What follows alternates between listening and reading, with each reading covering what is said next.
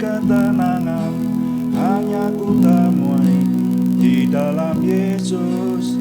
Tak satu pun dapat menghiburku, tak seorang pun dapat menolongku. Hanya Yesus jawaban hidupku. Bersama Dia hatiku damai, walau dalam lembah kekelaman. Bersama Dia hatiku tenang, tentu penuh tantangan. Tak satu pun dapat menghiburku, tak seorang pun dapat menolongku. Hanya Yesus jawaban hidupku.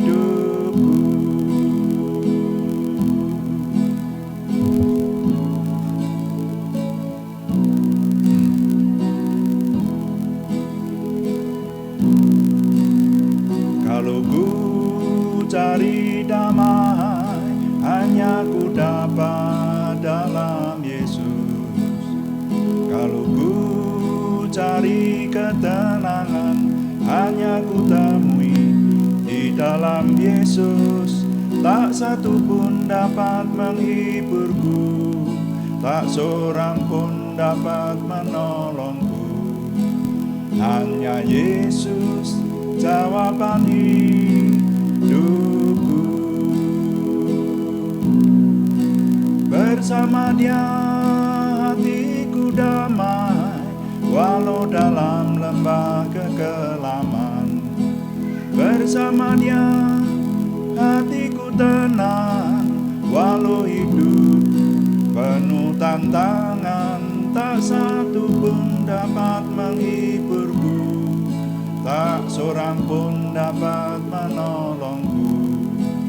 Hanya Yesus jawaban hidupku.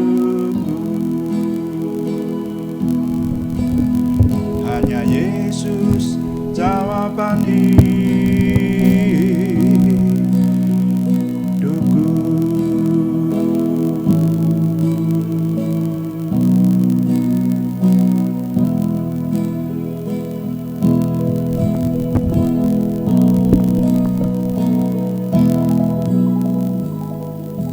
Bapa, kami mengucap syukur untuk malam hari ini. Tuhan memberkati kami, menolong kami. Dan sekarang Tuhan, kami ingin memperhatikan firman-Mu, juga ingin melayani Tuhan dengan doa. Urapi kami semua, sehingga semua yang kami kerjakan menjadikan nama Tuhan dimuliakan. Kami semua diberkati. Dalam nama Tuhan Yesus Kristus kami berdoa. Haleluya. Amin. Selamat malam Bapak Ibu Saudara yang sudah bersama dengan kami dalam doa malam hari ini. Nah, saudara sekalian, kita akan melanjutkan merenungkan firman Tuhan. Dan saudara, masih dalam rangka menjawab pertanyaan mengenai doa puasa. Saya mencoba menjelaskan mengenai doa puasa ini dalam beberapa pertemuan doa malam ya, dalam beberapa session. Dan seingat saya ini menjadi session ke-10 ya, penjelasan ke-10. Jadi masih satu lagi kayaknya. Jadi saya jawab di dalam 11 kali doa malam. Dan judul firman Tuhan yang menjelaskan tentang doa puasa sore hari ini adalah doa puasa dalam pelayanan, saudara ya. Doa puasa dalam pelayanan. Kita baca dulu Injil Matius pasal 4 ayat yang kedua. Injil Matius pasal yang keempat ayat yang kedua. Tuhan Yesus berpuasa waktu itu ya. Jadi ini adalah dalam rangka Tuhan Yesus dicobai iblis itu, perikopnya. Tapi ayat yang kedua saya baca, ini harusnya saudara membacanya sampai satu perikop ini selesai ini, sampai ayat ke-11 ya. Tapi saya baca ayat 2 saja yang ada kaitannya dengan puasa. Di sini dijelaskan Matius pasal 4 ayat 2. Dan setelah berpuasa 40 hari dan 40 malam, akhirnya laparlah Yesus. Nah, lalu di bawahnya nanti kalau saudara baca, maka di situ dijelaskan Tuhan Yesus dalam waktu puasa itu belum selesai itu sebetulnya, itu digodai oleh iblis. Nah, tapi yang ingin kita renungkan, saya ketengahkan adalah bahwa Tuhan Yesus yang kita percaya sebagai Tuhan yang mengambil rupa manusia itu memulai pelayanannya dengan doa puasa. Dan tidak main-main, saudara-saudara sekalian. Di situ dikatakan 40 hari 40 malam Tuhan Yesus berpuasa. Nah, jadi ini memberikan keteladanan yang sangat jelas bagi kita bahwa di dalam pelayanan kepada Tuhan ini, entah pelayanan apapun, maka memulainya itu harus dengan doa. Harus, ya. Kami sebelum memulai doa malam ini, jadi sebelum tadi saya memuji Tuhan lalu berdoa itu ada doa awal, saudara ya. Sering dengan tim kami, siapapun yang mendampingi saya menjadi tim, itu saya ajak berdoa, saudara ya. Semuanya harus berdoa. Jadi diawali dengan doa, menyerahkan kepada Tuhan.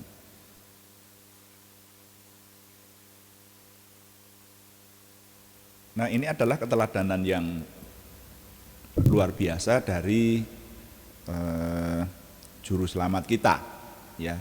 Iman Kristen itu berpusat kepada Yesus Kristus. Karena itu maka pribadi Tuhan Yesus sendiri sebelum melayani, jadi Tuhan Yesus dari lahir sampai usia, dikatakan sampai usia 30 tahun itu membantu ayah ibunya secara jasmani. Jadi sebagai remaja biasa di Nazaret. Ayahnya secara jasmani, Yusuf itu tukang kayu. Jadi dalam tafsiran saya mestinya Tuhan Yesus juga membantu orang tuanya itu nukang atau ya dia sebagai pemuda yang baik, dan tidak banyak diceritakan sejak dia kecil sampai usia 30 tahun itu, kecuali usia 12 tahun itu dia pergi ke bait suci, ya, ikut ayah ibunya ke Yerusalem, lalu tertinggal di situ. Nah, lalu dinyatakan bahwa Tuhan Yesus berdiskusi dengan para ahli kitab di situ usia 12 tahun. Tapi selain itu tidak ada kisahnya yang lain. Waktu kecil, waktu masih bayi dia diungsikan sampai dibawa ke Mesir segala itu. Nah, itu waktu masih bayi. Tapi setelah remaja kemudian dewasa tidak banyak dikisahkan. Dalam keyakinan saya, Tuhan Yesus mestinya berlaku sebagai anaknya orang beriman yang baik, ya. Terbukti sampai usia 30 tahun kemudian Tuhan mau memulai pekerjaannya, dan kurang lebih selama 3,5 tahun ya, itu Tuhan Yesus berkarya. Jadi mengabarkan Injil, menyembuhkan banyak orang, itu dimulai usia 30 tahun, saudara ya. Nah, sebelum memulai inilah Tuhan Yesus berpuasa. Jadi 40 hari 40 malam. Dan Tuhan dikisahkan waktu itu berada di padang gitu ya, dibawa di padang gurun ya untuk berpuasa. Lalu saat itu sih yang ini di detik itu maksudnya ya. Kalau puasanya itu di mana tidak dijelaskan di sini ya. Saya rasa juga bisa di rumah dimanapun selama 40 hari itu, tidak di padang gurun terus tentu saja. Nah, tapi dicobai oleh iblis berada di padang gurun. Saudara, istilah padang gurun itu diterima oleh orang-orang Kristen, punya istilah tersendiri. Jadi setiap orang beriman itu akan menghadapi padang gurunnya. Itu seperti dikatakan dalam perenungan mengenai perjalanan umat pilihan Tuhan dari Mesir menuju ke tanah perjanjian. Jadi melewati padang gurun, dan padang gurun itu berisi banyak pencobaan tapi juga banyak mujizat pertolongan Tuhan yang terjadi di situ. Jadi setiap orang beriman itu bisa menghadapi padang gurunnya sendiri. Nah, di sini Tuhan Yesus juga dicobai di padang gurun. Tapi yang ingin saya ketengahkan puasanya itu loh, saudara ya. Jadi kalau ada orang yang mengatakan bahwa umat Kristiani, kita murid-murid Tuhan Yesus itu tidak perlu berpuasa, nah bagaimana dengan keteladanan ini? Tuhan Yesus berpuasa, dan nanti di surat 1 Yohanes pasal 2 ayat 6 kalau saya nggak salah ingat ya, itu dikatakan bahwa barang siapa mengaku bahwa ia hidup di dalam Dia, ia wajib hidup sama seperti Kristus telah hidup. Jadi murid-murid Tuhan Yesus itu wajib, saudara, hidup seperti Kristus telah hidup. Nah, jadi kita pergumulannya adalah mengarah meneladani apa yang sudah dilakukan oleh Tuhan Yesus dalam segala hal. Ya, tentu saja tidak bisa sesempurna Tuhan, tetapi kita punya arah, punya keyakinan, jadi punya prinsip, ya, mengacu kepada kehidupan Tuhan Yesus. Nah, ini jadi doa puasa dalam pelayanan. Kemudian setelah contoh Tuhan Yesus, nanti ketika Tuhan Yesus sudah disalibkan, kemudian mati dikuburkan, dan pada hari yang ketiga bangkit dari antara orang mati, lalu naik ke surga, kemudian Tuhan berpesan supaya menunggu di Yerusalem kepada murid-muridnya, dan murid-muridnya melanjutkan pekerjaan Tuhan itu, ya. Dan kita tahu bahwa yang melanjutkan itu bukan hanya murid-muridnya yang 12 itu, karena yang 12 itu nanti akan mengabarkan Injil kepada orang lain, dan orang lain mengabarkan Injil lagi, dan itu sudah dinyatakan oleh Tuhan Yesus sendiri ketika Tuhan Yesus berdoa di Injil Yohanes pasal Injil Yohanes pasal 17 ya. Tuhan Yesus berdoa itu. Nah, itu di sana dinyatakan bahwa bukan hanya untuk para murid yang ada di hadapannya saja Tuhan mendoakan, menyatakan seperti itu, tapi juga untuk orang-orang yang percaya oleh pemberitaan para murid itu. Jadi dikatakan bahwa kita ini diakui sebagai tubuh Kristus. Bahkan ketika Saulus sebelum bertobat menjadi Rasul Paulus menganiaya umat pilihan Tuhan, ya, yang dianiaya kan bukan hanya 12 orang itu, tetapi juga orang-orang lain, orang-orang Kristen lain pada waktu itulah, orang-orang pengikut jalan Tuhan. Nah, itu Tuhan mengatakan bahwa kenapa engkau menganiayakan aku. Jadi saudara, saya dan saudara yang hidup sampai hari ini semestinya juga sah sebagai murid-muridnya Tuhan Yesus, dan juga harus meneladani apa yang dilakukan oleh Tuhan Yesus. Nah, nanti setelah Tuhan Yesus naik ke surga, kemudian berjanji supaya memerintahkan supaya para murid menunggu di Yerusalem, dan Tuhan berjanji akan memberikan seorang penolong yang lain, yaitu Roh kebenaran. Maka kemudian Roh Kudus turun dan memenuhi para murid itu, dan juga orang-orang yang percaya kepada pemberitaan mereka itu, mulai dari yang dikisahkan di Kisah Para Rasul. Di Kisah Para Rasul ada orang-orang yang percaya, dan itu saudara sekalian, mereka juga penuh dengan Roh Kudus. Nah, lalu saudara sekalian, sampai hari ini, dan apa yang mereka lakukan, ada keteladanan yang lain. Kita lihat ya, di Kisah Para Rasul pasal 13 ayat yang ketiga. Kisah Para Rasul pasal 13 mulai dibaca ayat yang kedua, ya. Jadi atau kalau lengkapnya dibaca mulai ayat 1 ya, saya baca untuk saudara. Pada waktu itu dalam jemaat di Antiokhia ada beberapa nabi dan pengajar, yaitu Barnabas dan Simeon yang disebut Niger, dan Lukius orang Kirene, dan Menahem yang diasuh bersama dengan raja wilayah Herodes dan Saulus. Nah, ayat 2. Pada suatu hari ketika mereka beribadah kepada Tuhan dan berpuasa, berkatalah Roh Kudus, khususkanlah Barnabas dan Saulus bagiku untuk tugas yang telah kutentukan bagi mereka. Maka berpuasa dan berdoalah mereka, dan setelah meletakkan tangan ke atas kedua orang itu, mereka membiarkan keduanya pergi. Coba perhatikan apa yang dijelaskan di ayat 2 dan 3 ini. Pada suatu hari ketika mereka beribadah dengan berdoa dan berpuasa. Ya.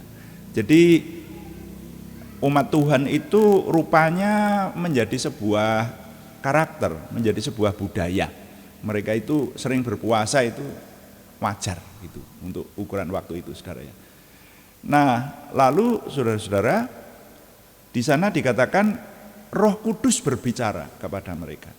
Makanya orang kalau berpuasa dan sungguh-sungguh puasanya, itu bisa mendengar suara Tuhan, bisa memahami apa yang dikehendaki Tuhan. Roh Kudus berkata, khususkanlah Barnabas dan Saulus bagiku untuk tugas yang telah kutentukan bagi mereka. Jadi dua orang ini pada waktu itu ya, Saulus dan Barnabas itu diutus untuk memberitakan kabar keselamatan dan mereka berpuasa lagi, saudara. Nah itu loh, berpuasa lagi dan menumpangkan tangan atas mereka lalu melepas mereka pergi untuk melaksanakan pekerjaannya sebagai pemberita kabar keselamatan. Jadi untuk melayani. Nah di sini sangat jelas bahwa dalam pelayanan itu banyak kali para murid itu melakukan doa puasa. Nah oleh sebab itu ya saudara, saya rasa banyak yang memahami ya, sampai sekarang ini di jemaat tertentu atau di komunitas tertentu, di tubuh Kristus tertentu, ada banyak yang tidak mempopulerkan doa puasa, bahkan tidak pernah dibahas mengenai puasa itu. Jarang banget, hampir tidak pernah. Tapi ada banyak tubuh Kristus atau jemaat tertentu yang sering melakukan doa puasa, saudara. Nah, kalau kita merenungkan, inilah penjelasannya. Jadi dalam pelayanan itu perlu doa puasa. Doa puasa itu dilakukan oleh para murid. Nah, dengan demikian kalau zaman sekarang ini kita juga melakukan doa puasa, maka hal itu adalah wajar dan bahkan merupakan sebuah keteladanan yang baik, meneladani bapak-bapak gereja atau para rasul waktu itu yang sebelum melakukan pekerjaannya melayani Tuhan, melakukan doa puasa, bahkan mulai dari Tuhan Yesus sendiri.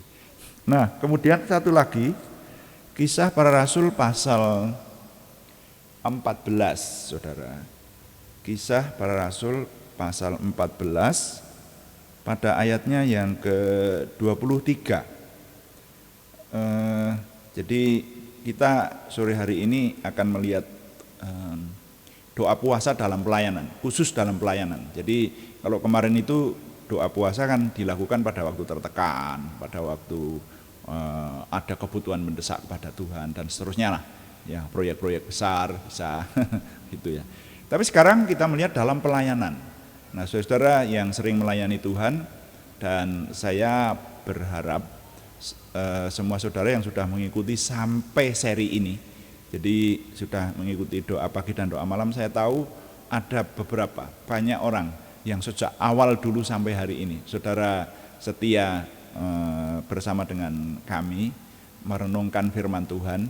Sehingga saya berharap bahwa kalau saudara mendengar istilah pelayanan itu sudah bukan menjadi istilah yang asing lagi. Bahwa orang itu kalau melayani Tuhan itu ya sebuah kenikmatan dan sebuah hal yang wajar begitu. Karena nanti ada orang yang berkata, wah yang melayani Tuhan itu, yang melayani itu hanya pendeta, bukan begitu. Ya, ini sudah berkali-kali kita renungkan ya. Dan sekarang siapapun yang akan melayani Tuhan itu sangat dekat dengan doa puasa.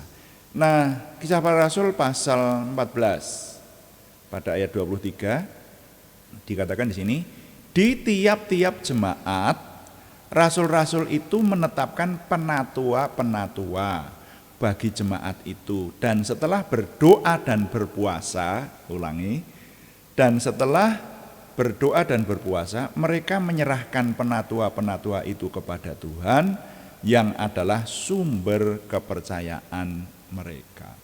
Jadi perhatikan di sini bahwa sudah mulai zaman para rasul itu kalau menetapkan penatua itu pakai doa dan puasa. Itu saudara. Jadi kita bisa merenungkan sekarang. Yang namanya menyembah Tuhan, melayani Tuhan itu betapa seriusnya. Serius, sungguh-sungguh gitu saudara. Orang kalau berani tidak makan, pantang makan dan minum untuk suatu keperluan tertentu, itu namanya serius gitu. Nah, kemarin saudara mendengar dan bahkan sekarang ini ada yang banyak yang mengalami atau sedang melakukan yang punya kebutuhan mendesak ya. Yang kemarin kita ingat ya bahwa dengan doa dan puasa itu dikatakan akan menyembuhkan luka-lukamu. Ada teman-teman yang beberapa yang kita doakan ini kemudian melakukan doa puasa minta kesembuhan dari Tuhan, itu sah loh saudara. Dan dikatakan kemarin toh sudah kita teliti itu bahwa dengan puasa yang benar itu akan luka-lukamu akan segera sembuh dikatakan semacam itu.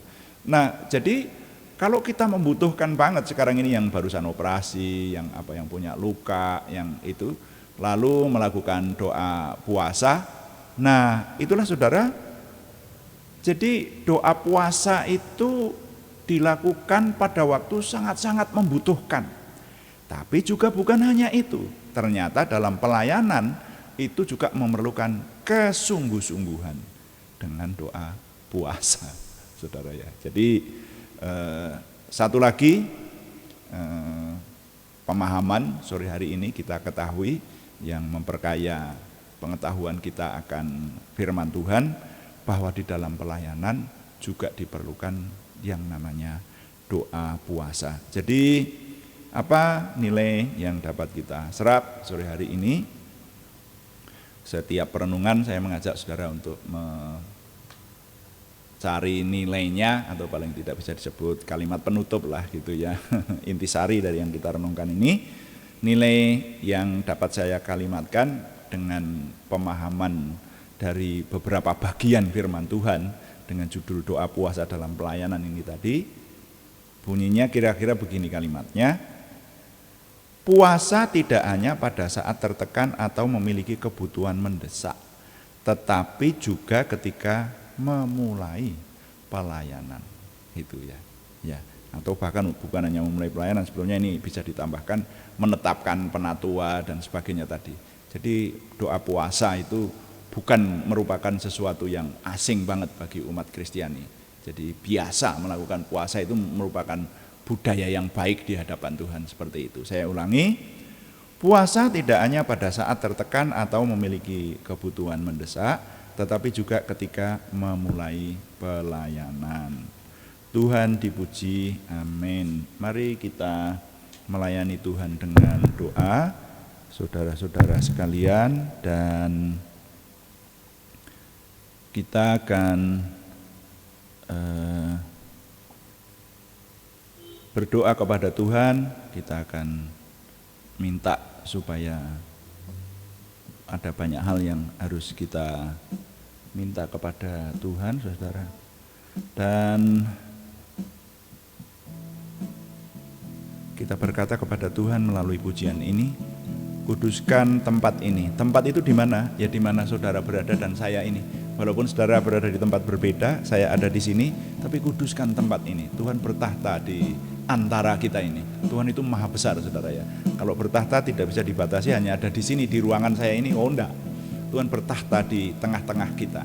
Walaupun Anda berada di belahan dunia yang lain, tapi mari kita minta supaya kuduskan tempat ini, kuduskan hati ini untuk kami berdoa dan kami menyembah Tuhan. Lalu kita berdoa juga termasuk nama-nama yang harus kita doakan, panjatkan dalam doa dalam minggu ini.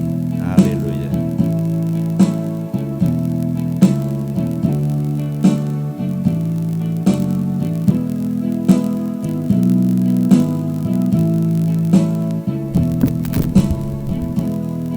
Kuduskan tempat ini untuk kami berdoa. Kuduskan hati ini untuk kami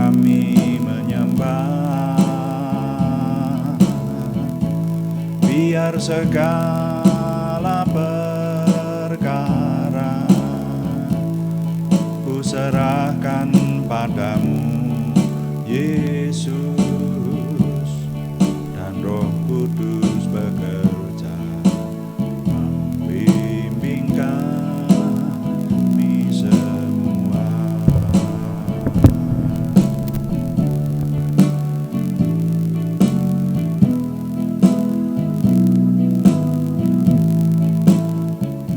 Bapa, kami mengucap syukur untuk firman Tuhan yang Tuhan anugerahkan kepada kami, sehingga khususnya dalam beberapa doa malam ini kami meneliti mengenai pemahaman tentang doa puasa kepada Tuhan. Urapi yang telah kami renungkan sehingga semuanya menjadikan nama Tuhan dimuliakan dan kami semua diberkati. Terima kasih Bapa di surga. Sekarang kami menyerahkan supaya kami yang mendengar firman ini, Tuhan beri sungguh-sungguh kemampuan kami semakin dapat dekat dan semakin bergaul karib dengan Tuhan. Terima kasih Bapak. Sekarang kami menyerahkan saudara kami yang membutuhkan kesembuhan dan kesempurnaan pertumbuhan jasmaniah maupun kejiwaan dari Tuhan. Kami mohon Tuhan yang memberi. Kami berseru dalam nama Tuhan Yesus Kristus, Yeshua HaMasyiah Tuhan kami. Tuhan memberikan kesembuhan kepada saudara kami Aryadi Wirawan, saudara kami Arni Setiawati, saudara kami Budi Suswanti, saudara kami Yohanes Sutarman, saudara kami Elizabeth Sri Mintawati Indah Purwaning Tias, semuanya di Purwodadi. Kami berdoa untuk saudara kami Ananda Alek Geovano Wibowo, saudara kami Supriyanto di Salatiga, saudara kami Siti Rondiah, saudara kami Cahyani Bagiowati di Semarang, saudara kami Kristiningsih Joko Widodo di Yogyakarta, saudara kami Edita Karyanto di Ambarawa. Tuhan, kami berseru dalam nama Tuhan Yesus Kristus, Tuhan yang menyembuhkan, semakin menyempurnakan kesembuhan nama-nama yang kami panjatkan ini. Juga pergumulan yang lain selain kesembuhan, yaitu pergumulan dari saudara kami Sri Purwati di Penawangan, pergumulan dari saudara kami Yohana Asri Sabtorini di Kediri. Tuhan yang menjawab doa dari saudara kami ini, memberikan jalan keluar terobosan baru sehingga pertolongan Tuhan nyata buat kami semua. Terima kasih Bapak, kami mengucap syukur, kami menyerahkan semua yang kami kerjakan khususnya dalam pelayanan baik doa pagi maupun doa malam dan juga pelayanan yang lain onsite maupun online, baik ibadah hari Minggu dan juga pondok pujian setiap hari Senin maupun Rabu, dan juga pelayanan youth hari Sabtu. Tuhan memberkati semuanya, pelayanan sekolah minggu pada hari yang sudah ditentukan. Tuhan menolong kami. Terima kasih Bapak, kami mohon Tuhan yang menyempurnakan semuanya ini, memberi kemampuan kepada kami, baik dari sisi kerelaan hati kami, kesatuan hati di tim kami, kegesitan kami, prestasi kami, semuanya kami berharap dari Tuhan. Kami tahu kami diberi kehendak bebas, tetapi kami bergantung kepada Tuhan. Roh Kudus sebagai penopang, penolong, dan sumber kekuatan kami yang membawa kami kepada keberhasilan. Semuanya untuk kemuliaan nama Tuhan dan menjadi berkat buat banyak orang, menjadi berkat buat kami semua ya Tuhan, sehingga Tuhan semakin dimuliakan. Kami mengucap syukur Tuhan, setiap hari Tuhan memberikan kepada kami firman-Mu yang membawa kami semakin memiliki pengenalan akan Tuhan, semakin memiliki percaya diri, antusiasme, optimisme, semangat dan bergairah menyambut masa depan kami untuk menang bersama dengan Tuhan. Terima kasih, kami mohon Tuhan yang menyempurnakan doa kami oleh pertolongan dan pimpinan Roh Kudus. Semuanya kami persembahkan dengan mantap percaya dalam nama Tuhan Yesus Kristus Juru Selamat kami. Haleluya, amin. Demikian doa malam ini. Bapak Ibu, kami memberitahukan bahwa pelayanan kami adalah berupa doa pagi setiap jam 5 pagi dan juga doa malam setiap jam 6 atau 18 waktu Indonesia Barat, dan juga ada pelayanan pondok pujian yaitu jam 7 malam hari Senin dan hari Rabu, saudara ya. Masih dimungkinkan lagi akan kami tambah lagi dengan pelayanan yang lain. Kami dan tim sedang mengkoordinasikannya. Juga hari Minggu jam 8 tentu saja. Biasanya seminggu ada ibadah 2 kali, tapi sementara ini masih 1 kali. Menanti pemulihan dari situasi khusus ini setelah benar-benar pulih, rasanya sebentar lagi kami akan memulai ibadah dalam 1 hari Minggu 2 kali, saudara ya. Dan kami ingin memberitahukan bahwa semua pelayanan kami tentang doa itu hari Senin sampai Sabtu. Kalau Minggu beribadah di tempat kita masing-masing, tapi Senin sampai Sabtu kami mengadakan doa pagi dan doa malam ini. Dan hanya libur pada hari-hari raya Kristiani. Hari-hari raya Kristiani biasanya kami tidak mengadakan doa pagi maupun doa malam. Juga ada beberapa kesaksian yang luar biasa, kesaksian yang bersifat ajaib ya, yang bersifat gaib dan diharapkan menjadi hal yang baik yang meneguhkan banyak iman dari orang percaya. Nah, kami berharap saudara ikut mengirimkannya kepada saudara yang lain yang seiman di seputaran Anda. Ya, kami sedang mau terus mendokumentasikan kesaksian-kesaksian yang lain. Terus bantu doa, juga bantu dengan subscribe, like, komen, dan share. Bagikan kepada teman-teman lain sehingga lebih banyak lagi yang diberkati bersama dengan kita. Selamat malam, Tuhan memberkati. Amin.